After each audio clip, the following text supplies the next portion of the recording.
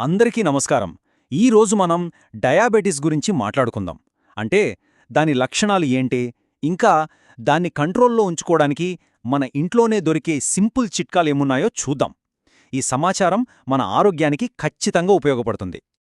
చూడండి, మనలో చాలా మందికి లేదా మన కుటుంబంలో ఎవరికో ఒకరికి ఈ డయాబెటీస్ సమస్య ఉండే ఉంటుంది. ఒకవేళ అలాంటి పరిస్థితి ఉంటే ఇప్పుడు మనం మాట్లాడుకోబోయే విషయాలు ఖచ్చితంగా వాళ్లకు హెల్ప్ అవుతాయి. సరే, మరింకా విషయంలోకొచ్చేద్దామా?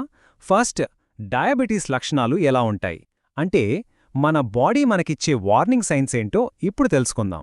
డయాబెటిస్ అంటే ఏంటి? చాలా సింపుల్గా చెప్పాలంటే మన బ్లడ్లో షుగర్ లెవెల్స్ ఎప్పుడూ ఎక్కువగా ఉండటమే. ఈ కండిషన్ మన ఒంట్లోని చాలా భాగాల మీద ఎఫెక్ట్ చూపిస్తుంది. మొదటి లక్షణం ఏంటంటే ఎక్కువగా దాహం వేయడం, ఇంకా మాటిమాటికి బాత్రూంకి వెళ్లాల్సి రావడం. ఎందుకలా జరుగుతోందంటారా? బ్లడ్లో షుగర్ ఎక్కువైనప్పుడు మన బాడీ దాన్ని యూరిన్ ద్వారా బయటకు పంపేందుకు ట్రై చేస్తుందన్నమాట. అందుకే ఈ పరిస్థితి. ఇక రెండోది, పదే పదే బాగా ఎక్కువగా ఆకలేయడం. మన బాడీ మనం తిన్న ఫుడ్ నుంచి ఎనర్జీని సరిగా తీసుకోలేకపోతోంది. అప్పుడు దానికి ఇంకా ఫుడ్ కావాలనిపిస్తోంది.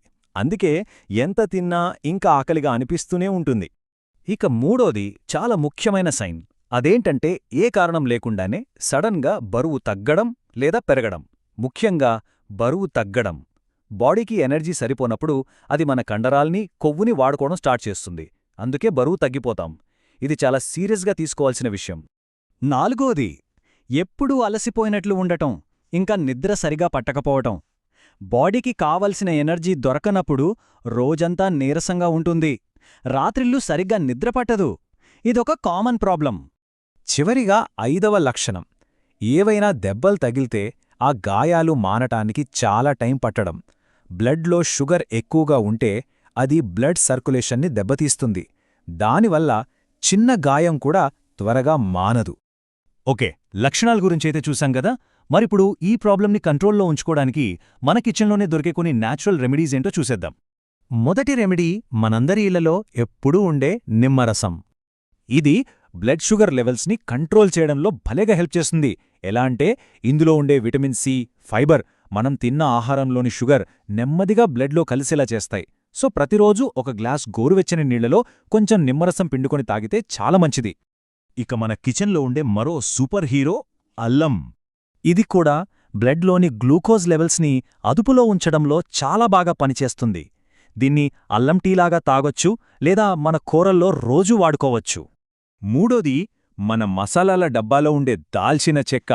ఇది కేవలం రుచి కోసమే కాదు, ఆరోగ్యానికి కూడా చాలా మంచిది. ఎందుకంటే ఇది మన బాడీలో ఇన్సులిన్ సెన్సిటివిటీని పెంచుతుంది. అందుకే రోజూ కొద్దిగా దాల్చిన చెక్క పొడిని నీళ్లలో కలుపుకుని తాగినా లేదా వంటలమీద చల్లుకున్నా బ్లడ్ షుగర్ లెవెల్స్ తగ్గడానికి హెల్ప్ అవుతుంది. డయాబెటీస్ కంట్రోల్ అనగానే అందరికీ గుర్తొచ్చేది కాకరకాయ. పేరుకే చేదుగా ఉంటుంది కానీ దీనివల్ల కలిగే లాభాలు మాత్రం చాలా తీపి.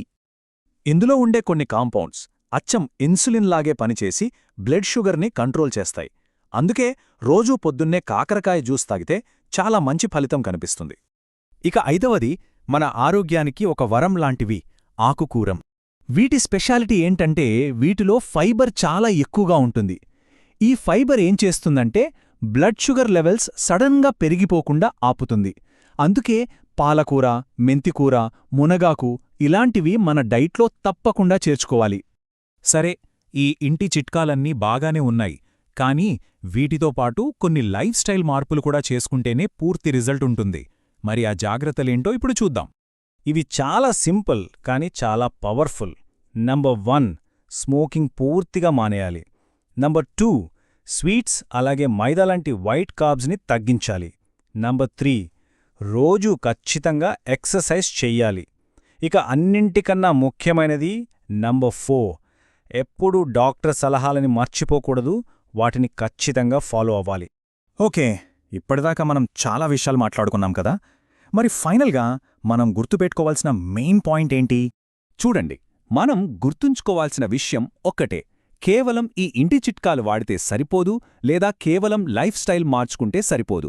ఈ న్యాచురల్ రెమెడీస్, మంచి లైఫ్ స్టైల్, ఇంకా అన్నింటికన్నా ముఖ్యంగా డాక్టర్ ఇచ్చే సలహా, ఈ మూడింటిని కలిపి పాటిస్తేనే డయాబెటీస్ను ఎఫెక్టివ్గా మేనేజ్ చేయగలం. ఇది చాలా ముఖ్యం. మరే ఈ విషయాలన్నీ విన్న తరువాత మన ఆరోగ్యం కోసం ఈ రోజు నుంచే ఒక చిన్న మార్పును మొదలుపెట్టడానికి సిద్ధంగా ఉన్నామా? ఒక్కసారి ఆలోచించండి.